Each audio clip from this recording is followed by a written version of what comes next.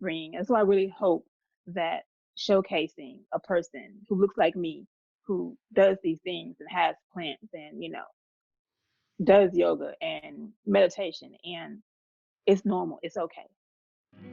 I really hope that someone, even if just one person gets it, I'm okay with that.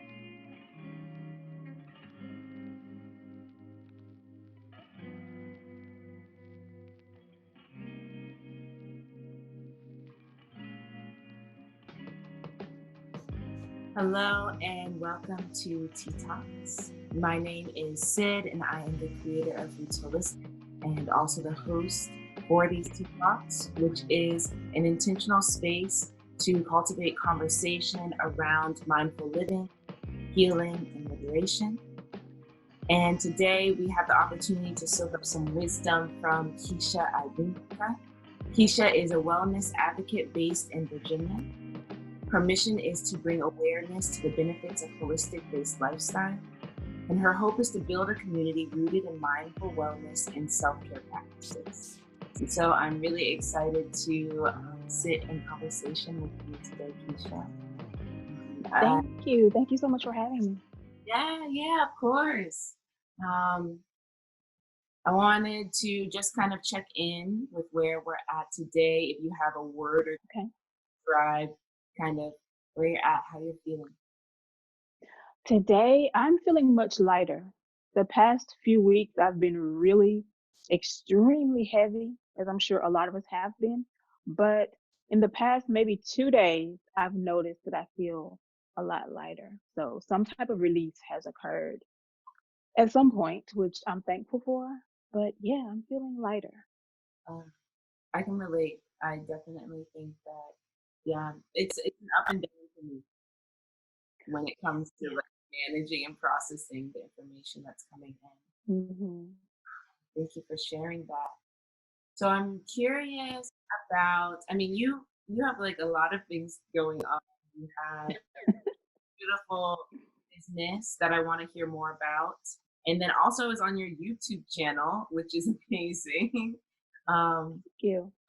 Curious on kind of just how you got into the work you're doing and if you could explain a little bit about what you create and why. Okay. So, my business, Green Beauty for Us, came about because I felt there was a lack of clean beauty products for women of color, Black women, people with darker complexions. It was always harder for me to find something that complemented my skin that was clean. It didn't have, all these nasty ingredients. So I wanted to curate a shop where I could showcase people who were making products geared towards that, geared towards us. So that's why it's Green Beauty for Us. And I also love candles. So I kind of decided to incorporate some candles and some crystals into all of that. Yes. Thank you. And YouTube, my website, all of that is really just a reflection of wellness. I try to incorporate everything that brings me joy and that I incorporate into my wellness kind of practices. So I always feel like there's no one way to do wellness or self care or mindfulness. There's so many different ways you can get into that. So I try to bring as many ways in as I can. Yes, I love that. I'm because from what I've seen on your um, YouTube and also your Instagram, plants is a big part of, I guess, how you're saying there's multiple ways to have Yeah. self care. And so I'm Hmm. curious about how plants are incorporated in your form of self care. What is that? Okay. So a few years ago, when I really got heavily into plants, I started to wonder like I can't be the only person who clearly I wasn't because it was all over social media and everything by then, but like being in nature, bringing nature into your space, working with plants in your garden, it just makes you feel so good. It just makes you lighter, makes you feel better, all that good stuff, right? So I was like, there's gotta be something to, these plants. There gotta be something scientific behind it. So I started doing a little research because I wanted to write a blog post about. And that's when I came across the evidence. Like there's actual scientific evidence that shows us that, yeah, nature, plants, trees, yeah, it releases these antimicrobial chemicals that actually reduce stress. Ah, Yeah. okay. Yes, that's Hmm. it, right? That just having them in your space Yeah. help Yeah. calming. Yes. They have like there's so much research out there, but there's research that shows even just looking at a photo or a picture, a painting of a tree can actually start to reduce stress, Huh, which is just mind blowing, right? Like right. what? Yeah. Gotta get some more houseplants. And one thing that I really like about interacting with plants on a more regular basis is it helps to cultivate my awareness because they don't speak to you, right? Like there has Hmm. to be this just like presence in order to interact with. Yeah. Yes, definitely. Like I started to notice that I was a lot more mindful of small things within myself just from interacting, as you said, with my plants because they have a way, they don't talk to you, but they have a way of letting you know when something isn't right. And then just watching them go through their growth process and their even their dying process, you start to notice that there's a connection, right? So there's a connection with a leaf, right, that is turning brown, is dying. There, if you leave that leaf there, the plant is still taking energy trying to save that leaf, but the leaf is not coming back. If you cut the leaf away, the plant can use that energy towards more growth. So it's kind of like the example of, sometimes you have to let some things go to grow. Yes, I love that. One of my questions for you was going to be like, what wisdom do you take from plants? And I feel like that is Oh, yeah, that's definitely one of the things that you can get from your plant. They taught me quite a few life lessons.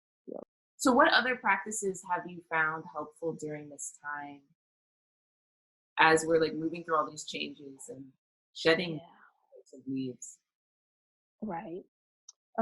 I really find that stillness is important for me because, and it's easy to say that now because things aren't moving, at the speed that they were, but your mind still kind of wants to do all those things.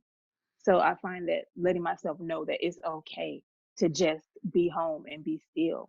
You can be still, you don't have to be here, there. You don't have to go all these places and be on the move all the time. Just embrace the stillness. Yes. That's been really helpful. Not fighting it, just embracing it. Hmm. Yes. That I feel in myself this like anxiety or this worry as things are opening back up and people are getting back into the movement of things. Yeah, yeah, Like how to catch the mind that wants to habitually go back into the running, yes, bring it back. yes. And you'll notice that I noticed for myself, like almost immediately, as soon as something was, some of the places that I was like, oh, I really want to go see what's in there. As soon as they were opening up, immediately I was like, I want to go, but I had to catch myself, like, not yet. It's okay. Wait. Wait and observe, that practice that Yes, definitely. I wish more people would consider that before. People are people and no judgment to people who are doing what they're going to do. But I really wish more people would be a little more mindful and a little more observant before we just completely go back to normal. It really feels rushed to me. It feels rushed. I really feel like my hope is to make all these things normal for people that it wasn't normal for. So because like for some people, for some groups of people, like having houseplants and doing meditation and going to yoga, all those things is completely normal. But for other people, and I think a lot of us who come from, me personally, speaking from experience, I come from a more inner city type of environment. I didn't know any of these like yoga, meditation, mindfulness. What? I dealt with things so much differently, and the outcome was sometimes not an ideal outcome. So I really feel like if you can reach people who are in those places that aren't getting the resources, basically, then you can start to see a lot of change, a lot of decisions, a lot of actions won't have the same consequence because the action will be different. You can start to apply things that will make you think more mindful before you react to what's happening, even within your environment. So that's what I really want to bring. That's why I really hope that showcasing a person who looks like me, who does these things and has plants and, does yoga and meditation and it's normal, it's okay. I really hope that someone, even if just one person gets it, I'm okay with that. Yeah, and I think that you're doing an amazing job at being that leading example with all the things that you're creating. Mhm. And I'll definitely add a tag in there so you guys can check out Keisha's page and all the Thank amazing you. doing. What is your or one vision of a better future? I think that you kind of just touched on it, but if you have anything, Oh. Yeah, I think a better future would be a lot of those things. I don't I don't necessarily ride the wave of in the future we won't see color because that means you won't see someone who looks like me. When you see me, the first thing you should see is my blackness, right?